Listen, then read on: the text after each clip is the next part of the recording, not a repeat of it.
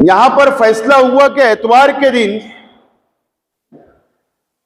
रात 12 बजे से 8 दिन के लिए यानी 27 तारीख एतवार का दिन रात 12 बजे तक अपना कारोबार बंद करके कोई भी कारोबार नहीं करेगा, चाहे वो कोई भी जानवर हो। इस तरीके का यहां फैसला किया गया एक राय से। ये महाराष्ट्र के अंदर एक नई तहरीक आप लोगों ने शुरू की है। मीटिंग के सदर मोहतरम अनीस पहलवान साहब, दोनों ही बिरादरियों के जिम्मेदारान, मेरे सामने तशरीफ फरमा बिरादरी के तमाम ही नौजवान साथी, दोस्तों और साथियों, सबसे पहले मैं आप लोगों को मुबारकबाद देता हूं। आप लोगों ने जो बेदारी का सबूत दिया और एक राय से आप लोगों ने इस तहरीक को हिमायत दी, आप लोगों का मैं शुक्रिया भी अदा करता हूं। तहरीक पूरे उत्तर महाराष्ट्र में 5 जिले के अंदर चल रही है और धीरे धीरे ये महाराष्ट्र लेवल के ऊपर ये तहरीक बढ़ रही है। अलग अलग शहरों के अंदर अलग अलग हालात, अलग अलग तहरीकें चल रही है, लेकिन तकरीबन सब लोगों का यह मानना है कि जिस तरीके से गौरक्षक समिति, गौरक्षा के कार्यकर्ता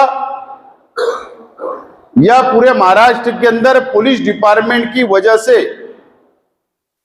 जो तकलीफ का सामना हम लोगों को करना पड़ता है, तो बेहतर यह है कि हम लोग जो तहरीक धूलिये से शुरू हुई उसको हम लोग हिमायत दें।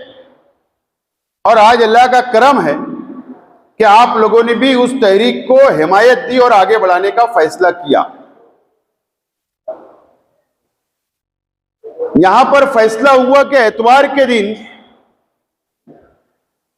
रात 12 बजे से 8 दिन के लिए यानी 27 तारीख एतवार का दिन रात 12 बजे तक अपना कारोबार बंद करके कोई भी कारोबार नहीं करेगा, चाहे वो कोई भी जानवर हो। इस तरीके का यहां फैसला किया गया एक राय से। ये महाराष्ट्र के अंदर एक नई तहरीक आप लोगों ने शुरू की है और इंशाअल्लाह इसका फायदा पूरे महाराष्ट्र की कुरैश बिरादरी को होगा। 8 दिन बंद करने का जो फैसला आप लोगों ने लिया, अब सवाल हमारे सामने यह है कि हमारी डिमांड क्या होगी, हमारा मुतालबा क्या होगा, हम किस लिए 8 दिन कारोबार बंद कर रहे हैं। यह अहम सवाल आप लोगों के सामने और हमारे अपने सामने है।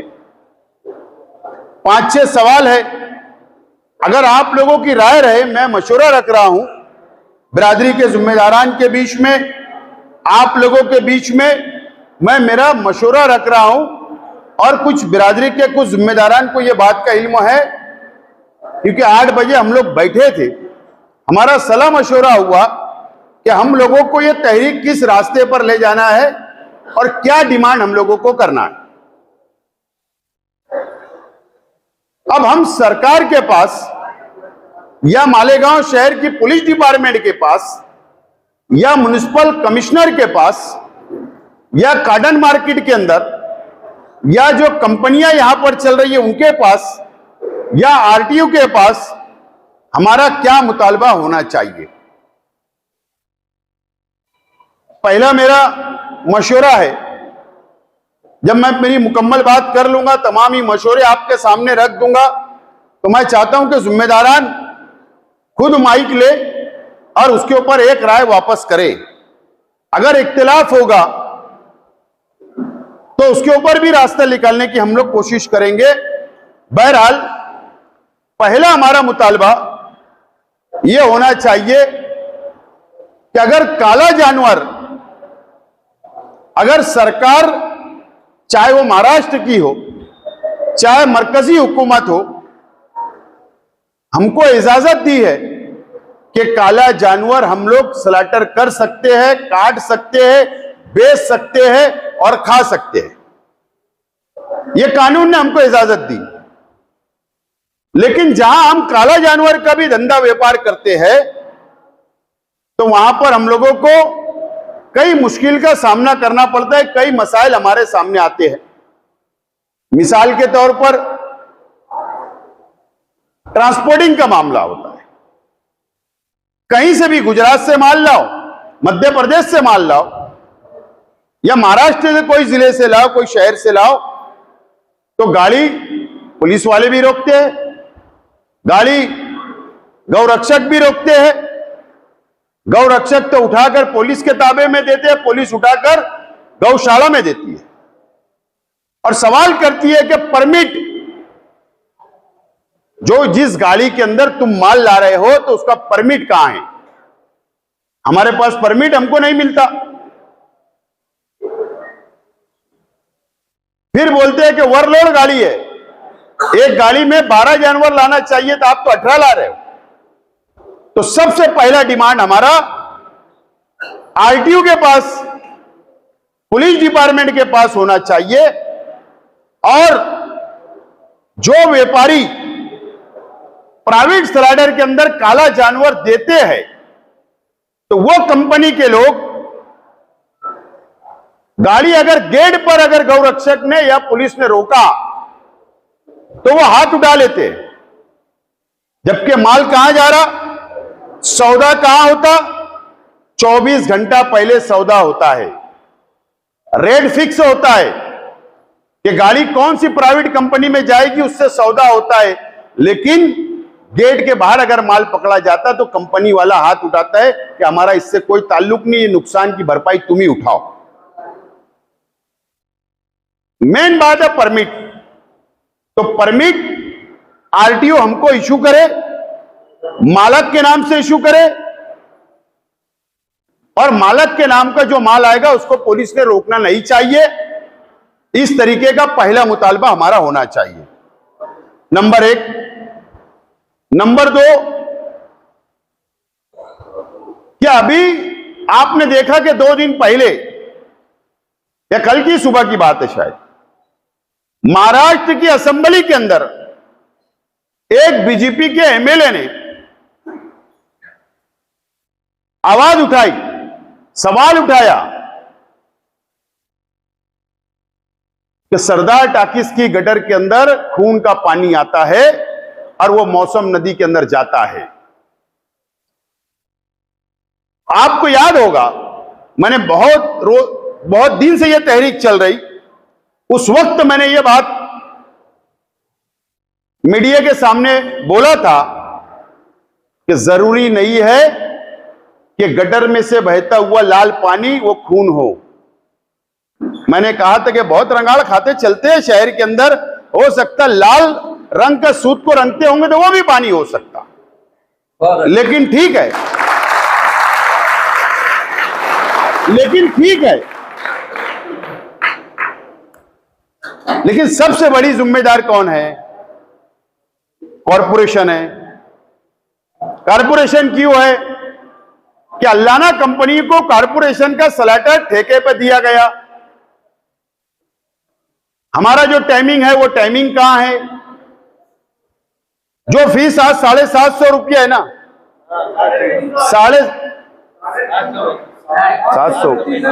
735 रुपया पर जानवर का वो प्राइवेट स्लॉटर वाला मांगता है। तो कॉरपोरेशन की जिम्मेदारी है कि फीस कम करके दे हमको फीस कम करके दे और हमारा टाइमिंग वहां फिक्स कराए। तो जाहिर सी बात है कि काला जानवर वहां कटेगा, लोग दुकानों पर लाएंगे, आवाम को बेचेंगे और हलाल कमाई खाएंगे। तो ये जिम्मेदारी कारपोरेशन की है। तो दूसरा डिमांड कि वहां की फीस कम की जाए और उसके बाद वहां पर हमारा टाइमिंग फिक्स किया जाए, ये दूसरी डिमांड होगी। तीसरी डिमांड हमारी ये होना चाहिए कि जो मार्केट कमेटी है, मार्केट कमेटी के अंदर जो शेतकरी, जो किसान जानवर लाते हैं और हमारे वहां पर जो कम से कम जो लाइसेंस मार्केट कमेटी के जिन लोगों के पास है, जो धंधा व्यापार वहां पर करते हैं, लेन देन करते हैं, तो शेतकरी तो मार्केट कमेटी के अंदर बेचकर चला जाता बेचारा, लेकिन माल वहां से बाहर निकालने के वक्त गौ रक्षक के लोग जो गेट पर खड़ा रहकर पूरा मार्केट को घेर लेते हैं, तो हमको वहां पर सपोर्ट मिलना चाहिए, पुलिस की सुरक्षा मिलना चाहिए काले जानवर को हमारे घर तक लाने के लिए। यह हमारी तीसरी डिमांड होना चाहिए। चौथी डिमांड, पांजरा पुल के अंदर 10 सालों में या 5 ही साल का हिसाब हम पूछना चाहते कि जो काला जानवर पकड़ा गया, वरलोड है उसके नाम पे, अलग अलग नाम पर पकड़ा गया, जब देश के कानून ने, महाराष्ट्र के कानून ने हमको इजाजत दी है खरीदने का भी, बेचने का भी, काटने का भी, खाने का भी, तो फिर ये गौशाला के अंदर ये क्यों जाते? जितना जमा हुआ हमको हिसाब दो, कोर्ट का ऑर्डर भी ये नहीं मानते। ये हमारा मुतालबा होना चाहिए। पांचवा कि जो प्राइवेट कंपनी जितनी मालेगांव शहर में चल रही, जो मजदूरी वहां पर करते हैं, 300, 350, 400 रुपये के अंदर मजदूरी करते हैं और 12 घंटे काम लेते हैं, 12 घंटा काम लिया जाता है, तो ये फैक्ट्री एक्ट के उल्लंघन है, कानून के खिलाफ है। 8